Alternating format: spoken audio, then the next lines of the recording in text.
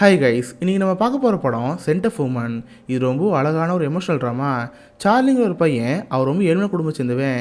சின்ன சின்ன part time ஒர்க்லாம் பண்ணி தான் அவன் ஸ்கூலே பிடிச்சிட்டு இருக்கான். இப்படி இருக்கும்போது அவனுக்கு ஒரு பார்ட்டி மேலே வருது. பார்த்தா ஒரு கண்ணு தெரியாத கேர்னல் இருக்காரு. அவர் கூட வந்து பார்த்துக்கிற மாதிரி இருக்கு. இவனு சேர்னு அந்த கேர்னல் கூட பழக ஆரம்பிக்கிறான். இவங்க ரெண்டு பேருக்கு நடுவில் வர அந்த பாண்டிங் எப்படி வளர ஆரம்பிக்குது. இவங்க ரெண்டு பேர் சேர்ந்து ஒரு ட்ராவல் பண்ண ஆரம்பிக்கிறாங்க.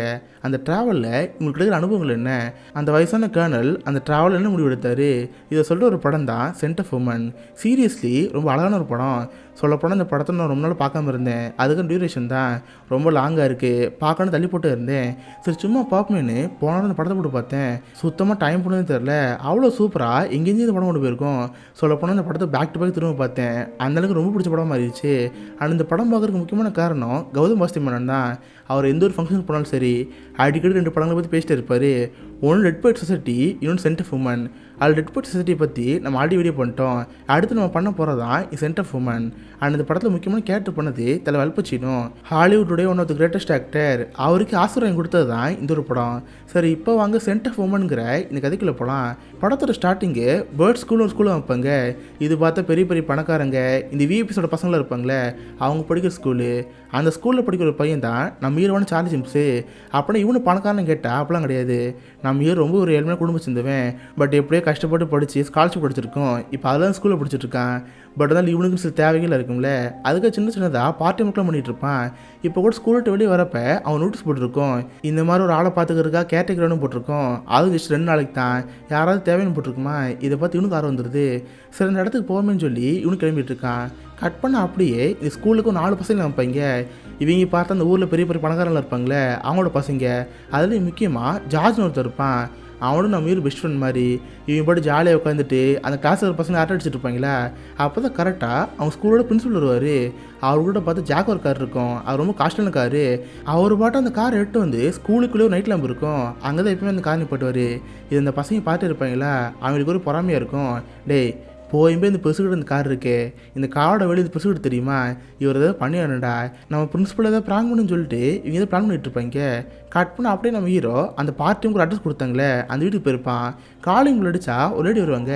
மேடம் இந்த மாதிரி ஸ்கூல் நோட்டீஸ் போட பார்த்தேன், அதில் கேர்டேக்கர் வேணும் போட்டுருந்துச்சு, இந்த வீடு தானே கேட்டால். ஆமாம் உள்ளே வாங்க, என் பேர் மிஸ்டர் ரோசி, இந்த மாதிரி அங்கிள் ஒருத்தர் இருக்காரு, அவர் கண்ணு தெரியாது, நாங்கள் இந்த வீக்கெண்ட் ஃபேமிலி வெளியே போகிறதா இருக்கோம். எங்கள் அங்கிளை பார்த்துக்கு யாருமே இல்லை, அவர் சொல்லப்போனால் எங்கள்கிட்ட பழக மாட்டார், தனி ரூமில் தான் இருப்பார், வேணா வாங்க எங்கள் அங்கிள் கிட்ட பேசுங்கன்னு சொல்லிட்டு ரூம் கூட்டிப்போங்க.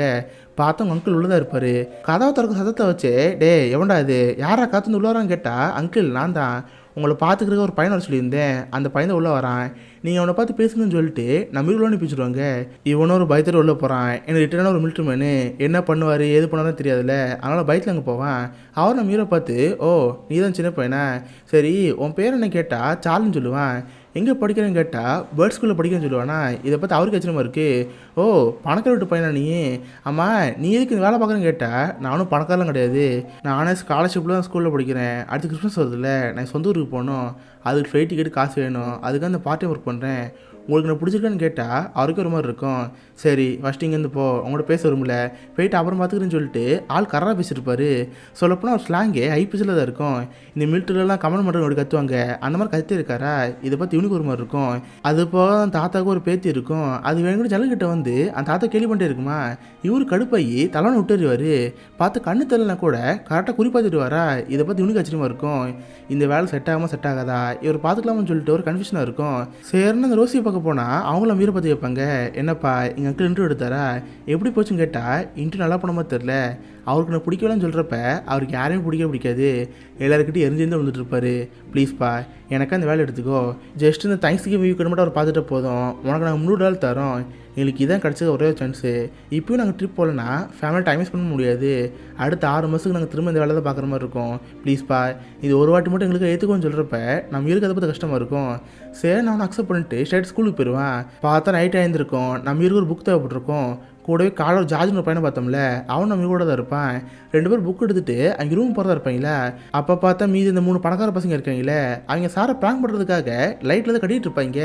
இதை அந்த ஜார்ஜ் பார்த்து, டே மச்சான் என்னடா பண்ணுறீங்க, ஏதோ ப்ராங்க் பண்ணுறீங்களான்னு கேட்டால், டேய் கத்தாதரா யாராவது பாத்திர போகிறாங்கன்னு சொல்கிறப்ப இவனு வாய முடிடுவான். பட் கரெக்டாக அப்பன்னு பார்த்தா அவங்க டீச்சர் ஒருத்தர் வந்துடுவாங்க. இதை பார்த்து அந்த 3 பேரும் கழுவி விட்டுரும். டேய் டீச்சர் வந்துட்டாங்கடா, சீக்கிரம் ஏன் எடுத்து இங்கேருந்து ஓடுன்னு சொல்லிட்டு அந்த 3 பேர் அங்கே போயிடுவாங்க. அந்த டீச்சர் அந்த 3 பேர் பார்க்கவே இல்லை. இது 2 பேர் பார்த்துட்டு, அம்மா உங்களுக்கு என்னடா வேலை, என்ன பண்ணுறீங்கன்னு கேட்டால், ஒன்றும் இல்லை மேடம் புக் எடுக்க வந்தோம், நான் இங்கேருந்து போயிடுவோன்னு நைஸ் அங்கேருந்து போயிடுவாங்க. கட் பண்ணால் அடுத்த நாள் காலையில் எல்லா பசங்களும் அவங்க கிளாஸ் போயிட்டு இருப்பாங்க. கரெக்டாக பிரின்ஸ்பல் அவங்க ஸ்கூலுக்கு வருவாரா. வழக்கமாக லேம்ப் கிட்ட ஒரு காரணி போயிட்டு அவன் மைக்கில் அந்த பசங்க அனௌன்ஸ் பண்ண ஆரம்பிப்பாங்க. சார் நாங்கள் உங்களுக்கு ஒரு சர்ப்ரைஸ் வச்சுருக்கோம்.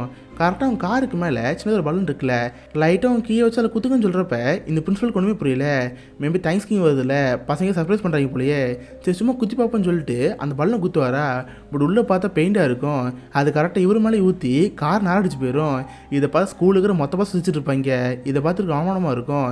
ஏன்னா அந்த ஸ்கூலில் அந்த ஊரில் ரொம்ப டிசிப்ளினான ஸ்கூலு, இங்கே நம்மளே இப்படி பண்ணிட்டாங்கன்னு சொல்லி அவருக்கு ஒரே கோவமாக இருக்கும். ட்ரெஸ்லாம் க்ளீன் பண்ணிட்டு 2 பேரும் கூப்பிட்டுருப்பாரு. யாருன்னு பார்த்தா நம்ம ஹீரோவையும் ஜாலிங்கிற பையன் தான். ஏன்னா நேற்று இவங்க 2 பேரும் டீச்சர் பார்த்துருந்துச்சு. அந்த 2 பேரையும் கூப்பிட்டு, டேய் நேற்று நைட் நீங்கள் தான் அந்த நைட்டில் கூட நின்றுட்டு இருக்கீங்க, இதை அந்த டீச்சர் பார்த்துருக்காங்க. பட் எனக்கு நல்லாவே தெரியும் அந்த பலூனை மட்டும் நீங்கள் கிடையாதுன்னு சொல்லிட்டு அந்த மற்ற 3 பசங்க தான் மாட்டிருக்காங்க. பட் அவங்க பணக்கார பசங்கனால என்னால் ஆக்ஷன் எடுக்க முடியாது. ஸோ அதுக்கு என்கிட்ட ஒரு விட்னஸ் வேணும், நீங்கள் அதை கண்டிப்பாக பார்த்துருப்பீங்க. இதை நீங்கள் ஒத்துக்கிட்டீங்கன்னா அந்த 3 பசங்க ஸ்கூலில் சஸ்பெண்ட் பண்ணுவோம். என்ன சொல்கிறீங்கன்னு கேட்டால் ஜார்ஜ் சொல்ல மாட்டான், நம்ம ஹீரோ சொல்ல மாட்டான். சொல்லப்போனால் ஜார்ஜாக சமாளிச்சுட்டு இருப்பான். சார் எனக்கு கண்ணே தெரில சார், சொல்லப்போனால் நான் கண்ணாடி போடுவேன்னா நேற்று எனக்கு கண்ணாடியை போடலை, யார் பண்ணேன்னு தெரில சார், எனக்கு சுத்தமாக எதுவுமே தெரியலங்கிற சமாளிச்சுட்டு இருப்பானா. இதை பார்த்து பிரின்சிபலுக்கு வந்துடும். சரி ஜார்ஜ் நீங்கள் இந்த வெளியே போ, நான் சார்லி கிட்ட பேசுகிறேன்னு சொல்லிட்டு நம்ம வீடு மட்டும் குடிச்சிருப்பாரு. இங்கே பாரு சார்லி, எனக்கு உன்னை பார்த்து நல்லாவே தெரியும், நீ ஏன் கஷ்டப்படுற குடும்பம் சேர்ந்துவேன், ஸ்காலர்ஷிப் தான் பிடிச்சிட்ருக்க. அடுத்து ஸ்கூல் முடிஞ்சால் யூனிவர்சிட்டி போய் ஆகணும். உனக்கு வர ஹார்வர்ட் யூனிவர்சிட்டியில் ஸ்காலர்ஷிப் கிடைக்காதா இருக்குது. பட் நான் மட்டும் ரெக்கமெண்ட் பண்ணேன்னா அந்த ஸ்காலர்ஷிப் கேன்சல் ஆயிரும். ஸோ இதுக்கு அடுத்து எல்லாமே போக முடியும் தான். அடுத்து 4 நாளைக்கு ஸ்கூல் இருக்காது, ஏன்னா தேங்க்ஸ்கிவிங்காக லீவு. அடுத்த மண்டே டிசிப்ளினரி கமிஷன் இருக்குல்ல, அவங்க இங்கே வருவாங்க. ஒரு பெரிய மீட்டிங் வைப்பாங்க. யார் தப்பு பண்ணாங்கன்னு ஒன்றை கூட விசாரிப்பாங்க. அந்த 3 பேர் தப்பு பண்ணாங்கன்னு யோசிச்சு வச்சுக்கேன், ஒரு ஸ்காலர்ஷிப் உனக்கு கிடைக்கும். இன்கேஸ் ஒத்துக்கலன்னு வச்சுக்கேன், அவ்வளோதான், ஒரு ஸ்காலர்ஷிப் ஊற்றிட்டு போயிடும். நீ இதை முடிவுக்குன்னு சொல்லிட்டு நம்ம ஏழா இருக்கால, அதை வச்சு பயன்படுத்திருக்காரா. இதை பார்த்து இவனுக்கு ரொம்ப கஷ்டமாயிரும். சரின்னு பிரின்ஸ்பல் ரூம் மட்டும் வெளியே வந்தா அந்த ஜார்ஜ் பின்னாடி வருவான். டே மச்சான் என்னாச்சு, பிரின்ஸ்பல் கிட்ட வளர்றேன்னு கேட்டால் நான் எதுவுமே சொல்லடா, பட் சொல்லாம விட்டா என் ஸ்காலர்ஷிப்பை பிடிக்கிறேன்னு சொல்கிறாரு, எனக்கு அதை பற்றி பயமாக இருக்குன்னு சொல்கிறப்ப, டே அதெல்லாம் கவலைப்படாத, போய் ஸ்காலர்ஷிப்புக்காக நம்ம ஃப்ரெண்ட்ஸை கழட்டி விட்டுருவியா, பாவண்டா அவங்க மாடிட்டு சஸ்பெண்ட் பண்ணி விட்ருவாங்க, நீ இது சொல்லாதங்கிற மாதிரி ஜாலி சொல்லுவானா. இதை பார்க்க நம்ம வீடு கண்டிஷனே தெரில. சரின்னு இவனு அங்கேருந்து ஃப்ராங்கோட வீட்டுக்கு போகிறான். என்ன இதுக்கு வீக்கெண்ட் ஆரம்பிச்சிருச்சு, இவன் வந்து ஃப்ராங்கை பார்த்துக்கணும். அதுக்கு அந்த வீட்டுக்கு போகிறப்ப பார்த்து அவங்க ரெடி இருப்பாங்க. நல்ல வேலைப்பா நீ வந்துட்ட, சரி இதுக்கு அங்கிள் நீங்கள் பார்த்துக்கோ, நான் இங்கேருந்து போகிறேன்னு அவங்க ட்ரிப்புக்கு போகிறதா இருக்காங்க. கரெக்டாக ஃப்ராங்க் அங்கே வருவார். தான் மருமகளை லாக் பண்ணி பேர பசங்களை வழி போய்ப்பாரா. பட் அப்போ கூட அந்த போய் சும்மா இல்லாமல் அந்த தாத்தா பார்த்து உட்காந்து வச்சுட்டு இருக்கும். பட் இவர்த்த கண்ணு தெரியாது, அவரை பார்க்க மாட்டார். தென் அந்த மருமகளாக அங்கேருந்து போனதுக்கப்புறம் ஆமாம் அவங்க போயிட்டாங்களே, சரி பீரோவை தர ரெட் கலர் ஒரு கவர் இருக்கும், அதுக்குள்ளே பார்த்தா ஆர்மி யூனிஃபார்ம் இருக்கும், அந்த யூனிஃபார்ம் எடுத்து டேபிளில் வை, தென் அதுக்கிட்ட சூக்கேஸ் எடு, அதுக்குள்ள இருந்து துணியை வை, அதை எடுத்து இப்படிலாம் போடுன்னு சொல்லிட்டு லைன் ஆர்டர் சொல்லிட்டு இருப்பாரா. நான் மேற்கெல்லாம் மறந்து போயிருக்கோம். சரின்னு அவனு என்ன தானே பண்ணிகிட்டு இருப்பான். அதுக்கப்புறம் அந்த ஃப்ராங்க் எழுந்து நடக்கலாம் பார்ப்பாரா. இவன் சரினா ஒரு கை பிடிப்பான். பட் செம்ம கடுப்பாகி, இங்கே பாரு என் மேலே கையே வைக்கிற வச்சுக்காத அவனை, இதுக்கு கை வச்சுன்னு வச்சுக்கேன் நானும் கொண்டு விட்டு போயிட்டே இருப்பேன், எனக்கு எதாவது பிரச்சனைனா நானும் கை பிடிப்பேன், புரியுதான்னு கேட்டால் இவனுக்கு ஒரு மாதிரி இருக்கும். சரி சார்ன்னு சொல்கிறப்ப, இங்கே பாரு என்னை சாரு மோரெலாம் சொல்ல தேவையில்ல, என் பேர் லெப்டினன்ட் கர்னல் ஃப்ராங்க் ஸ்லாட், என்னை ஃப்ராங்க்னு கூப்பிடு, இல்லை மிஸ்டர் சார் கூப்பிடு, இல்லைன்னா கர்னல் லெப்டினன்ட் எப்படின்னு கூப்பிடு, பட் சாரை மட்டும் கூடக்கூடாது, புரியுதான்னு கேட்டால் இவனு சரின்னு இருப்பான். அதுக்கப்புறம் பார்த்து பேக் பண்ணால் எடுத்துகிட்டு அவர் எங்கேயும் போகிற மாதிரி இருக்குது. இவனுக்கு ஒன்றும் புரியல. ஆமாம் எங்கே போகிறேன்னு கேட்டால் நியூயார்க் போகிறேன்னு சொல்கிறாரு. இதை பற்றி இவனுக்கு ஆச்சரியமாக இருக்குது. என்னது நியூயார்க்கா, மேடம் ஒன்று சொல்லன்னு கேட்டால் ஆமாம் அது அவளுக்கே தெரியாது, நானும் சர்ப்ரைஸ் இங்கேருந்து போகிறேன், நீ வந்தாவா வரலன்னா பூஞ்சிடுவாரா. இதை பார்த்து எனக்கு ஒரு மாதிரி இருக்கும். கர்னல் மேடம் உங்களை என் பொறுப்பில் விட்டு போயிருக்காங்க, நீங்கள் பாட்டு இங்கேருந்து போகிறேன்னு சொல்கிறீங்களே, நானும் வந்தான்னு சொல்கிறப்ப அதை நானும் சொல்கிறேன், வந்தால் வரட்டி போன்னு சொல்லிட்டு அவர் டாக்ஸி ஆர்டர் பண்ணியிருப்பாரு. பார்த்து டாக்ஸி வீட்டுக்கு வந்திருக்கோம். அவர் போட்டு காலையில் உட்காருவாரா. இதை பார்த்து இன்னும் என்ன தெரில. வீக்கெண்டு சும்மா ஹாஸ்டல் அக்கமாக தான் இருக்கும். சரி இவர் கூட போமேன்னு சொல்லி இவனு கூட போயிட்டுருக்கான். பார்த்து ஏர்போர்ட் வந்துடும். இவரும் கையை பிடிக்கிறப்ப டே நான் சொல்ல ஞாபகம் இருக்கா இல்லையா, நீ என் கையை பிடிக்கக்கூடாது, நான் தான் கையை பிடிப்பேன், என் கூட வான்னு சொல்லிட்டு அவர் கையை பிடிச்சி ஏர்போர்ட் கூட்டி போகிறாரு. பிளெயினில் உட்காந்ததுக்கப்புறம் அங்கே ஏர் ஹோஸ்டஸாக இருப்பாங்களே, அதில் ஒரு பொண்ணு சரக்கு ஊற்றி கொடுத்துட்ருப்பா. அவர் அந்த பொண்ணை பார்த்து தேங்க்யூ டஃப்னு சொல்லுவார். அந்த பொண்ணு பார்த்து சிரிச்சிட்டாங்கன்னு போயிட்டுருப்பா. இதை பார்த்து எனக்கு ஆச்சரியமாக இருக்கும். ஆமாம் உங்களுக்கு கண்ணு தெரியாது, அவங்க பேரோட தெரியும் கேட்டால் இதெல்லாம் பேர் கிடையாது, அவள் யூஸ் பண்ணுற பர்ஃப்யூமோட பேர். இந்த பொண்ணு யூஸ் பண்ணுறாங்களா பர்ஃப்யூமு, அது ஒன்று ஒன்று ஒரு டிஃப்ரெண்ட்டாக இருக்கும். ஸ்மெல்லை வச்சு அவங்க என்ன பர்ஃப்யூம் யூஸ் பண்ணாங்க தெரிஞ்சுக்கலாம். அப்படி தான் சொன்னேன். இந்த கடவுள் இருக்கான் பார்த்தியா, அவர் மிகப்பெரிய கில்லாடி. பொண்ணுங்களை படைக்கிறப்ப மட்டும் தெளிவாக படிச்சிருக்கான். அவன் பண்ணதுலேயே உறுப்பினர் கிரியேஷன் யாருன்னா பொண்ணுங்க தான்.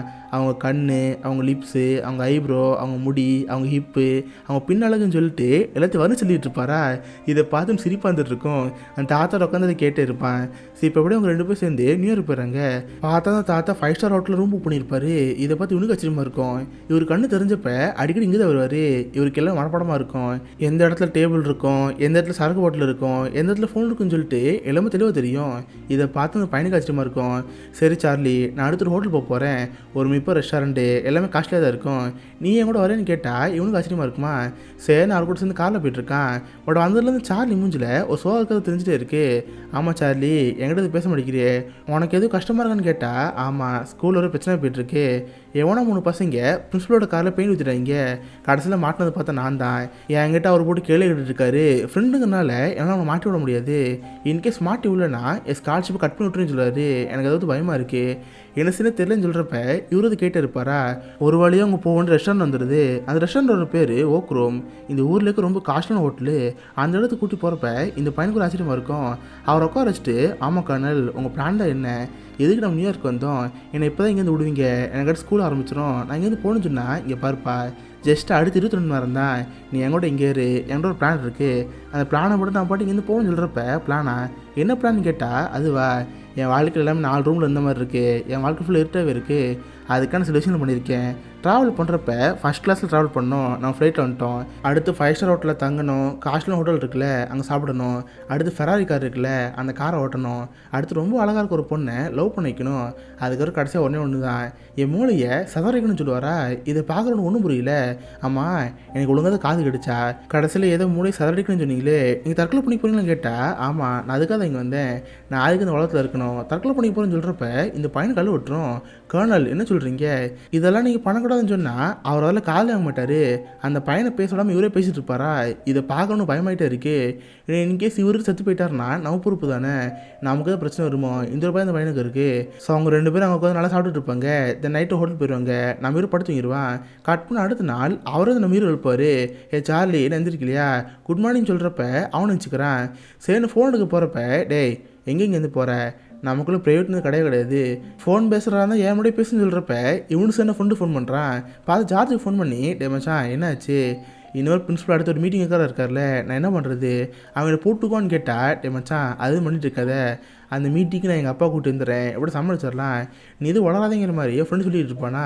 இதெல்லாம் அந்த ஃப்ராங்க் கேட்டே இருப்பார். தென் சார்லியை பார்த்து என்ன சார்லி உன் ஃப்ரெண்டு ஜார்ஜிட்டு பேசுனியா, என்ன சொன்னான்னு கேட்டால் எங்களுக்கு அதெல்லாம் தேவையில்லை, ப்ளீஸ் நீங்கள் இங்கேருந்து விட்டுருங்க, நான் ஸ்கூலுக்கு அது போகிறேன், எனக்கு அந்த பிரச்சனை இருக்குன்னு சொல்கிறப்ப இங்கே பாரு இன்றைக்கி தேங்க்ஸ் கிவிங், நம்ம ஜாலியாக இருக்கணும், என் அண்ணனும் என் அண்ணன் ஃபேமிலி இந்த ஊரில் தான் இருக்காங்க, நான் இங்கே இருக்கிற விஷயம் தெரியவே தெரியாது, சர்ப்ரைஸாக நம்ம போய் அவங்கள பார்ப்போம், ப்ளீஸ் எனக்கு ஒரு கமெண்ட் கொடுக்கணும், நீ என் கூட வரேன்னு கேட்டால் இந்த பையனுக்கு என்ன தெரில. சரி நான் அவர் கூட சேர்ந்து காரில் போயிட்டுருக்கான். ஒரு வேளை இந்த ஃப்ராங்கோட அண்ணன் வீடு வந்துடும். கதை திறந்து பார்த்தா அவங்க அண்ணன் போய் வந்திருப்பான்.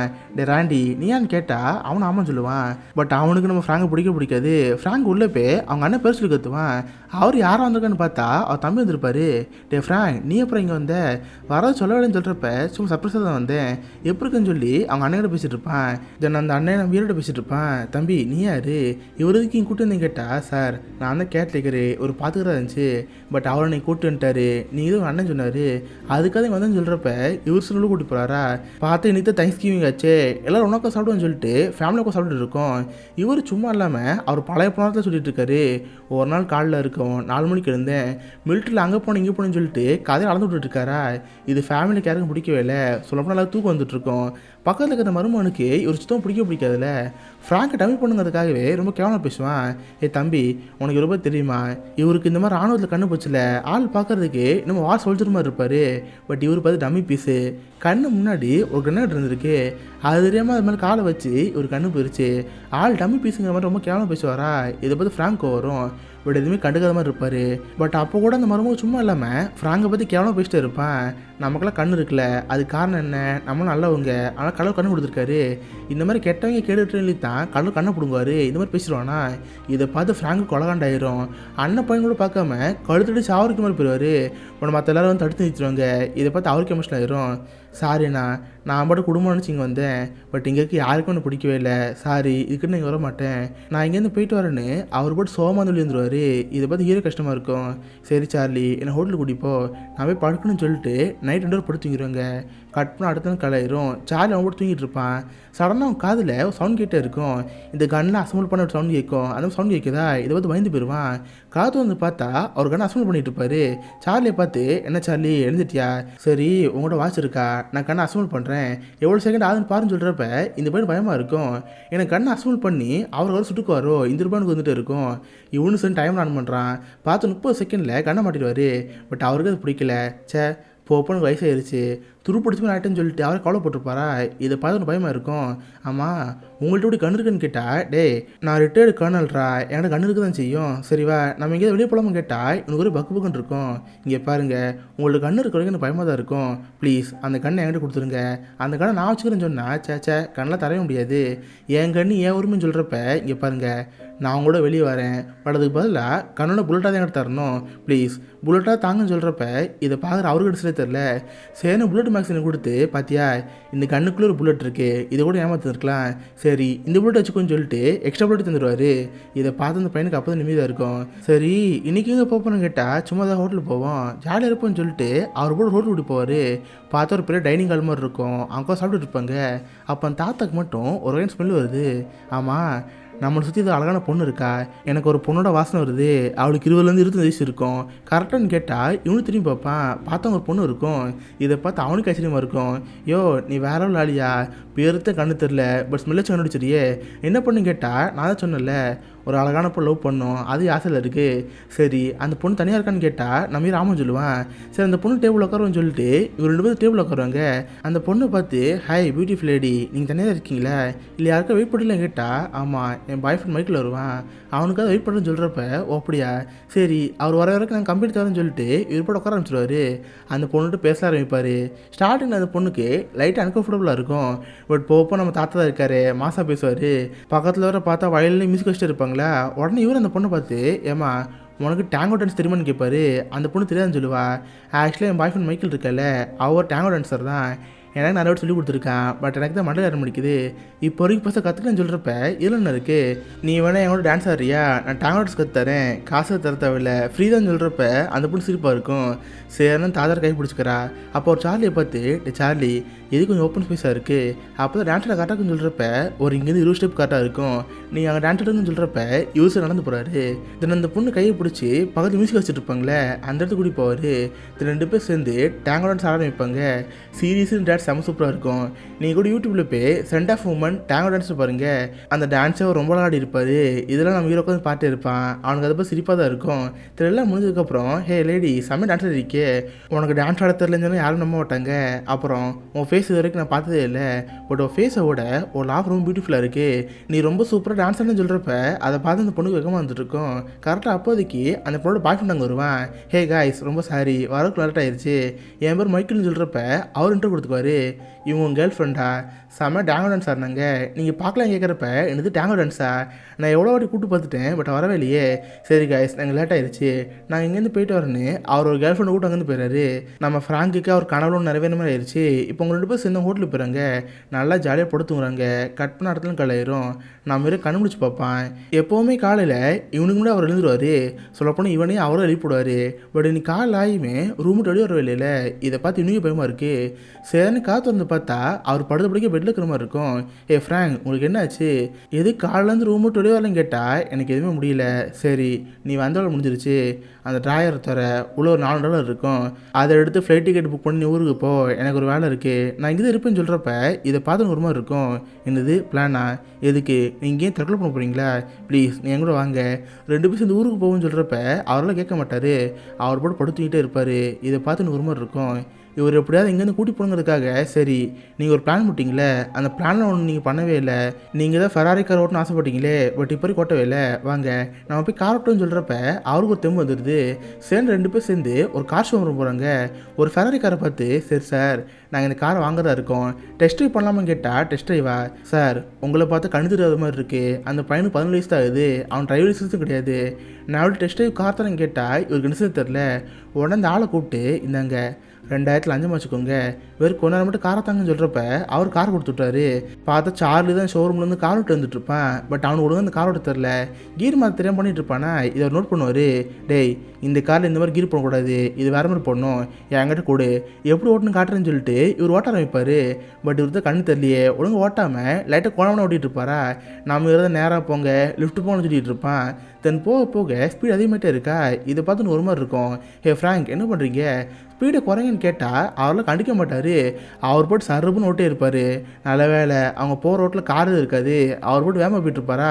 இதை பார்த்துட்டு பயமாகிட்டே இருக்கும். ஐயோ ஃப்ராங்க் என்ன பண்ணிகிட்டு இருக்க, ஒழுங்காக பார்த்து ஓட்டியா இல்லை செத்துன்னு சொல்கிறப்ப எனக்கு தான் கண்ணே தெரியாது, நான் எப்படி பார்க்கன்னு சொல்லிட்டு ஆள் கவுண்ட் பண்ணிட்டு இருப்பாரு. இதை பார்த்து பயமாக இருக்கும். இங்கே பாரு எனக்கு எப்படி கார் நல்லாவே தெரியும், நீ ஜஸ்ட் லெஃப்ட் போ ரைட்டு போக முடியும் சொல்லி நான் எப்படி மாதம் ஓட்டுறேன்னு சொல்கிறப்ப அந்த மாதிரி பயமாக தான் இருக்கும். சரி வழி இல்லாமல் சரி ஃப்ராங்க் இப்போ கரெக்டாக லெஃப்ட்டுன்னு சொல்கிறப்ப அவர் லெஃப்ட் எடுப்பார். பார்த்து ட்ரிஃப்ட்டில் அடிச்சுட்டு மாதம் கார் ஓட்டுவாரா. இதை பார்த்து இந்த பையனுக்கு அப்போ உயிர் வந்த மாதிரி இருக்குது. 2 பேர் செம்ம ஸ்பீடாக காரில் போயிட்டே இருப்பாங்க. சொல்லப்போனால் இந்த சீன் எக்ஸ்பெக்ட் பண்ணி தான் சைக்கோ படத்தில் கிளைமேக்ஸ் இருக்கும். இப்போ அவர் பாட்டு காரில் போயிட்டே இருப்பாரா. பின்னாடி பார்த்தா போலீஸாக சவுண்ட் கேட்கும். இதை பார்த்து சார்லிக்கு பயம் வந்துடும். போச்சு செத்தோம், போலீஸ்கிட்ட மாட்டோன்னு இருக்கிறப்ப நீ ஒன்றும் பயப்படாத, நான் எப்படி பேசுகிறப்பாருன்னு சொல்லிட்டு இவர் அமைதியாக இருப்பார். போலீஸ் அவங்கள பார்த்து, ஆமாம் இது என்ன காரு, லைசன்ஸ் ஆர்சி புக்கில் எடுங்கன்னு சொல்கிறப்ப சாரி சார் இது டெஸ்ட் ட்ரைவுக்கு கொண்டு வந்த காரு, ஆர்சி புக்கில் தரமாட்டாங்கன்னு சொல்கிறப்ப அப்படியா, டெஸ்ட் ட்ரைவுக்கு வந்த காரில் இவ்வளோமா ஓடுறீங்களே, சரி உங்கள் ஐடி கார்டில் தாங்கன்னு சொன்னால் அவர் ஐடி கார்டு தருவார். செக் பண்ணி பார்த்தா ஒரு கேர்னல் தெரிய வந்திருக்கும்.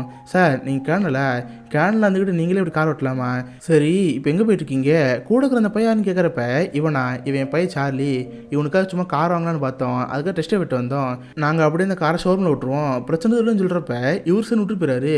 சொல்லப்போனால் அவருக்கு ஃப்ராங்க் கண்ணு தெரியலன்னு தெரில, நானும் ஒரு ஆள் பேசுகிறேன் நினச்சிட்டு அவர் போட்டு அங்கே போயிடுவார். ஜஸ்ட் மிஸ்லும் கூட தப்பிச்சிட்டாங்க. தென் அந்த காரை கொடுத்துட்டு இவங்க நடந்து வந்துட்டே இருப்பாங்களா. பட் ஃப்ராங்க் ஒரு வருத்தமாக இருக்கும். அந்த காரில் போனப்போ மனுஷன் ரொம்ப ஜாலியாக இருந்தார். பட் கார் போனதுக்கப்புறம் அவர் திரும்ப டிப்ரெஷன் வந்துடும். ஒரு மாதிரி ரொம்ப சோகமாக ஹோட்டல் போயிட்டு இருப்பாங்களா, காட்டை ரோடு கிராஸ் பண்ண மாதிரி இருக்கும். இவனு சார் நிப்பாட்ட வச்சுட்டு இருந்தா அவர் நிற்க மாட்டார். அவர் தான் சாகர் என்ன இருக்கே நான் செத்தே போகிறேன்னு சொல்லிட்டு டிராஃபிக் ரோட்டில் போயிட்டு இருப்பாரா. பின்னாடி சார்லி துரத்திட்டு வந்துட்டு இருப்பான். பட் ஜஸ்ட் மிஸ் எப்படி ரோட கிராஸ் பண்ணிடுவார். பட் அந்த பக்கம் போனதுக்கப்புறம் ரொம்ப டயர்டாக இருப்பார். வேணுக்குன்னு கீழே விழுறது குப்பத்தொட்டிக்குள்ள விழுகிறது இந்த மாதிரி பண்ணிட்டு இருப்பாரா. இதை பார்த்து இவனுக்கு ஒரு மாதிரி இருக்கும். மிஸ்டர் ஃப்ராங்க் உங்களுக்கு என்ன ஆச்சு, ஏன் இப்படி பண்ணுறீங்க கேட்டால், இல்லை சார்லி எனக்கு வாழை பிடிக்கல, சரி என்னை ஹோட்டல் ரூமில் விட்டுரு எனக்கு ரொம்ப டயர்டாக இருக்குன்னு சொல்கிறப்ப இவனு சேர்ந்து ரூமரை கூட்டி போகிறான்.